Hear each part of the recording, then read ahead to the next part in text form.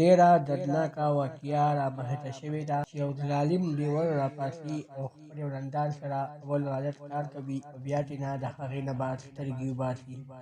دوستانو دا واقعه په کوم ځای کې رامخته شوې ده او دې ظالم لیوه داسې کار ولې وکړو؟ که چېرې تاسو د دې پوره معلومات نه ځان خبرول غواړئ که اوسه پورې چا زموږ د چینل مخه نه وي سبسکرایب کړې خو موږ زموږ د چینل مخه سبسکرایب کړئ تر دې نشان څخه مخه ووهئ چې زموږ هر یوه نوې معلوماتي ویډیو تاسو ته په اسانۍ سره میلاویږي. دوستانو دا واقعه په توپۍ صوابۍ کې رامخته شوې ده چې یو ظالم لیوه راپاڅي او خپله ورندار ډېره بې دردۍ سره قتل کوي. ورندار د قتل نه مخکې اول غلط کار کوي، د غلط کار نه بعد نه بیا سترګې وباسي او بیا یې د هغې نه بعد ډېره بې دردۍ سره قتل کوي.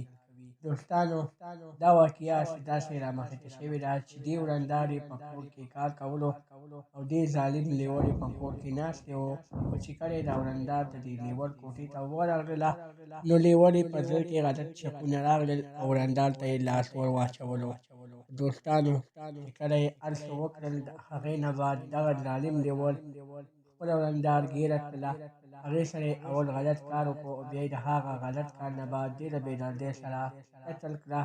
د قتل نه مخکې یې ترېنه سترګې وباسلې او بیا یې د هغې نه بعد ډېره بې دردۍ سره قتل کړه. چې کله دا واقعه رامخته شوه د دې نه بعد چې کله دې دا قتل وکړو او دا ورندار یې کله هسپتال ته یوړله، د دې نه ما دا ځای نه وتښتېدو، خو چې کله دا سړی په دغه وخت کې ګرفتار کړو، پولیسو ګرفتار کړو، د دې سړي په جلا باندې ټول حقیقت ښکاره کړو. وایي زما نه ډېره زیاته غټه غلطي شوې ده چې ما خپله ورندار ډېره بې دردۍ سره قتل کوله. ما خو داسې نه غوښتله چې زه خپله ورندار ډېره بې دردۍ سره قتل کړم او بیا هم زما نه ډېره بې دردۍ سره قتل شوه. وایي زه په ځان په هغه وخت کې په ځان باندې پوه نه شوم او ما دغه کار وکړو او بیا مې د هغې نه بعد ډېره بې دردۍ سره قتل کړه. دوستانو داسې ډېرې واقعې مخې ته راغلي دي چې داسې کار وشي او بیا یې قتل کړي. بیا وایي ما خو قتل کول نه غوښتل خو زما د لاسه وشوله. دا وه زموږ نننۍ ویډیو. که زموږ دا ویډیو مو خوښه شوې وي زموږ د چینل مخه سبسکرایب کړئ تر دې نشان څخه مخه ووهئ.